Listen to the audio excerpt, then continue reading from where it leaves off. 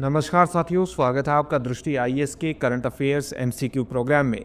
चलिए सबसे पहले देखते हैं पिछले प्रोग्राम के अभ्यास प्रश्न को। अभ्यास प्रश्न है वैश्विक क्षमता केंद्र यानी जीसीसीज जो अक्सर समाचारों में दिखते हैं का सबसे सटीक वर्णन इस प्रकार किया जा सकता है। ऑप्शन ए, बहुराष्ट्रीय कंपनियों की अपतटीय इकाइयाँ जो आईटी, वित्त एवं विश्लेषण सहित विशिष्ट सहायता सेवाएं प्रदान करती हैं। ऑप्शन बी, सतत विकास और जलवायु कार्रवाई के लिए वैश्विक क्षमता निर्माण पर ध्यान केंद्रित करने वाले संगठन। ऑप्शन सी, क्षेत्रीय सहयोग को बढ़ावा देने के लिए अंतर्राष्ट्रीय संगठनों द्वारा अनुसंधान और नवाचार केंद्र स्थापित किए गए। ऑप्शन डी, वैश्विक आर्थिक नीति और रणनीतिक योजना के लिए समर्पित स्वतंत्र थिंक टैंक। चलिए इसके उत्तर को जानने का प्रयास करते हैं और इसके विश्लेषण को देखते हैं। इसका उत्तर है ऑप्शन ए और इसका विश्लेषण इस प्रकार है।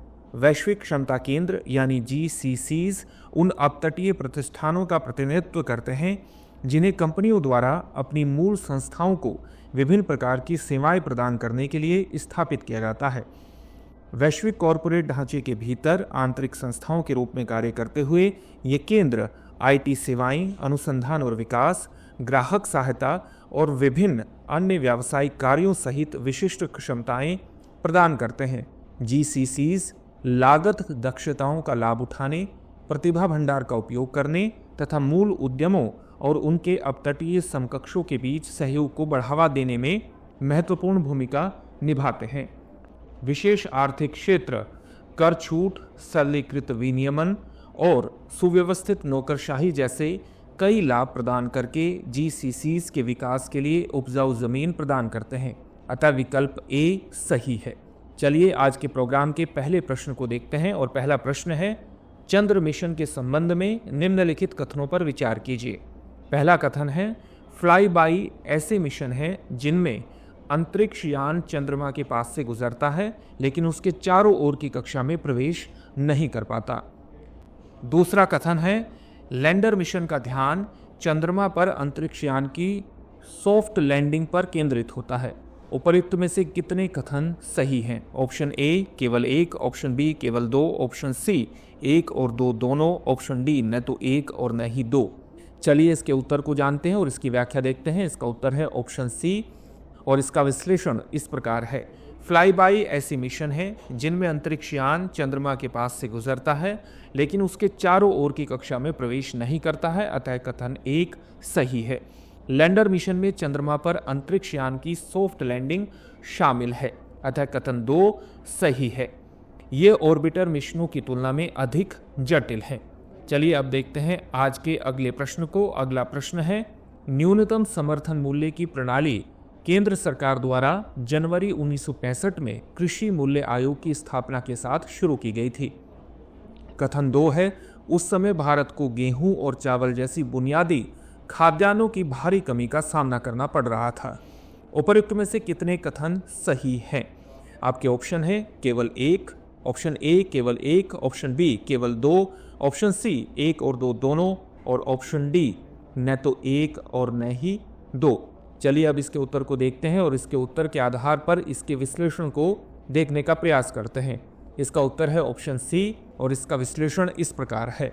न्यूनतम समर्थन मूल्य की प्रणाली केंद्र सरकार द्वारा जनवरी 1965 में कृषि मूल्य आयोग की स्थापना के साथ शुरू की गई थी, अतः कथन एक सही है।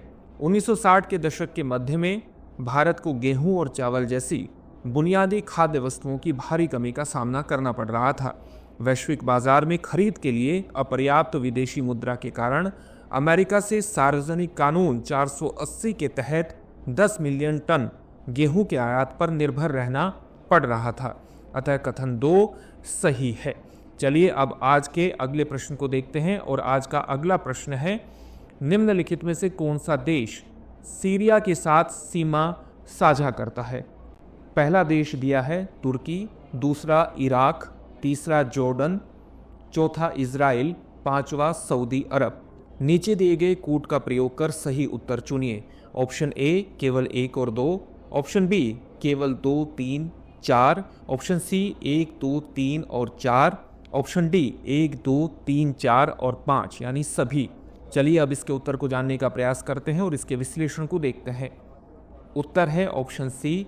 हाल ही में इस्लामी आतंकवादी समूह हयात तहरीर अल शाम यानी HTS के नेतृत्व में सीरियाई विद्रोहियों ने राजधानी दमिश्क पर कब्जा कर लिया, जिसके कारण सीरिया के राष्ट्रपति के रूप में बशर अल असद का शासन समाप्त हो गया। सीरिया की सीमा उत्तर में तुर्की, पूर्व और दक्षिण पूर्व में इराक, दक्षिण में जॉर्डन तथा दक्षिण पश्चिम में इजराइल और लेबनान से लगती है। इस प्रकार से ऑप्शन सी इसमें सही हो जाएगा। चलिए अब आज के अगले प्रश्न को देखते हैं। अगला प्रश्न है, निम्नलिखित कथनों पर विचार कीजिए। पहला कथन है, राष्ट्रीय कंपनी कानून न्यायाधिकरण यानी NCLT की स्थापना वर्ष 1999 में एराडी समिति की सिफारिशों के बाद की गई थी। दूसरा कथन है, दिवाला एवं शोधन अक्षमता संहिता 2016 यानी IBC को संरचित और समयबद्ध तरीके से दिवाला समाधान की चुनौतियों का समाधान करने के लिए पेश किया गया था। उपर्युक्त में से कितने कथन सही हैं? आपके ऑप्शन है ऑप्शन ए केवल 1, ऑप्शन बी केवल 2, ऑप्शन सी 1 और 2 दोनों, ऑप्शन डी न तो 1 और न ही 2।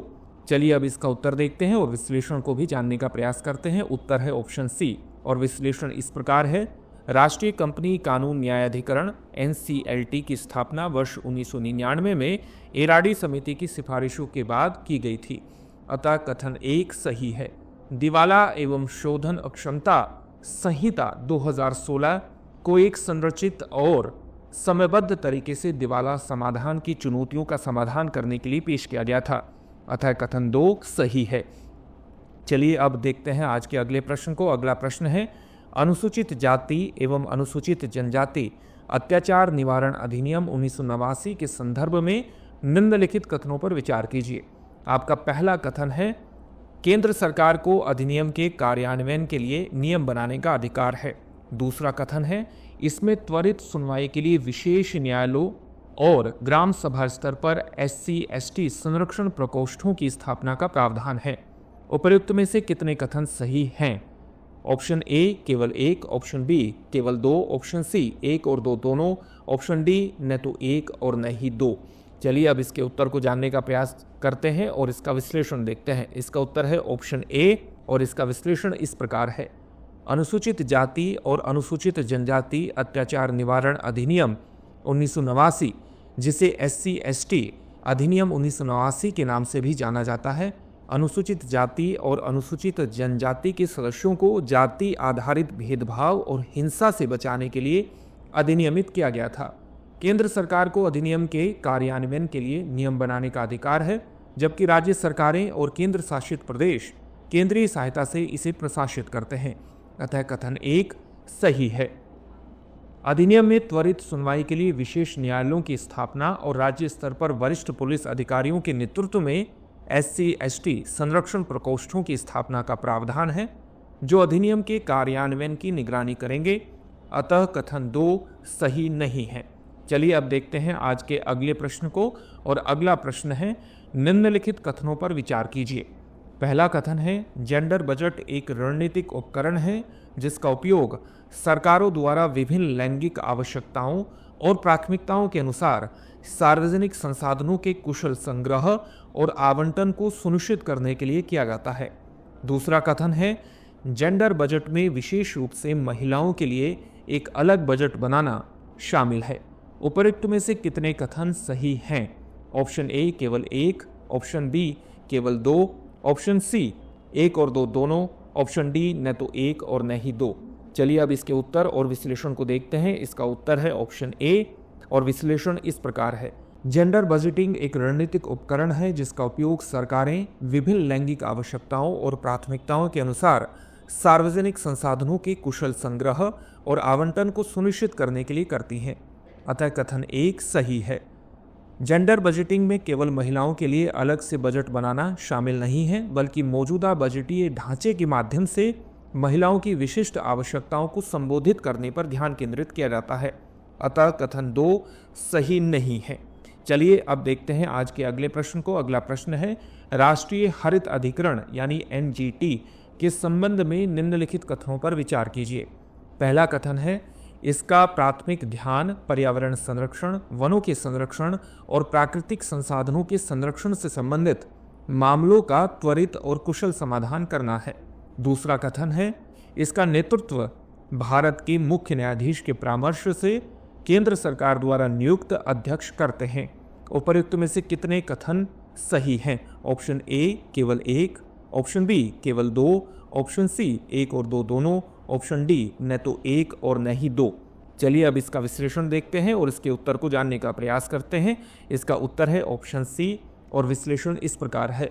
राष्ट्रीय हरित अधिकरण यानी एनजीटी की स्थापना वर्ष 2010 में राष्ट्रीय हरित अधिकरण अधिनियम 2010 के तहत की गई थी। इसका प्राथमिक ध्यान पर्यावरण संरक्षण, वनों के संरक्षण और प्राकृतिक संसाधनों के संरक्षण से संबंधित मामलों के त्वरित और कुशल समाधान की सुविधा प्रदान करना है।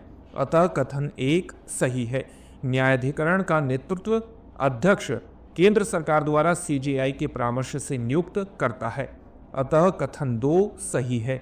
चलिए अब देखते हैं आज के अगले प्रश्न को। अगला प्रश्न है, पनामा नहर के संबंध में निम्नलिखित कथनों पर विचार कीजिए। पहला कथन है, पनामा नहर में लॉक्स और लिफ्ट लगे हैं जो जहाज़ों को दो बड़े जल निकायों के बीच आवागमन करने में मदद करते हैं। दूसरा कथन है, नहर से जुड़े दोनों महासागर एक ही ऊंचाई पर नहीं हैं।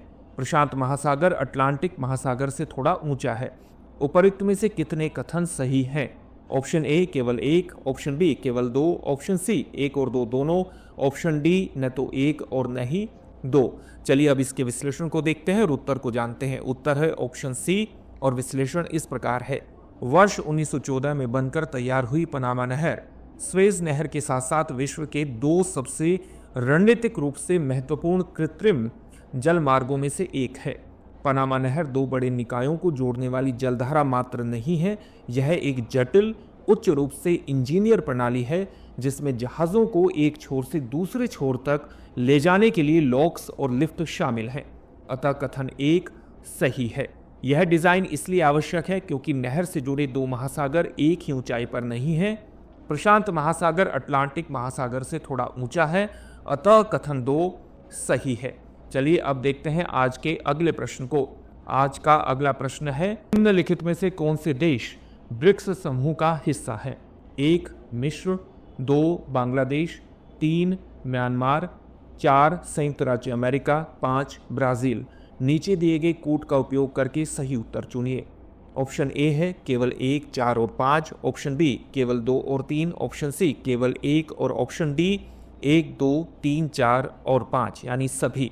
चलिए अब इसके उत्तर को देखते हैं और इसके विश्लेषण को भी जानने का प्रयास करते हैं। उत्तर है ऑप्शन ए और विश्लेषण इस प्रकार है।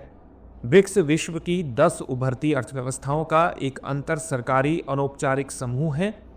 ब्रिक्स मूल संस्थापक सदस्यों यानी ब्राज़ील, रूस, भारत और चीन को दर्शाता है, जिसमें दक्षिण अफ्रीका वर्ष 2010 में शामिल हुआ। वर्ष 2024 में ईरान, संयुक्त अरब अमीरात, मिस्र और इथोपिया भी सदस्य बन गए। सऊदी अरब को अभी भी ब्रिक्स सदस्यता को औपचारिक रूप देना बाकी है।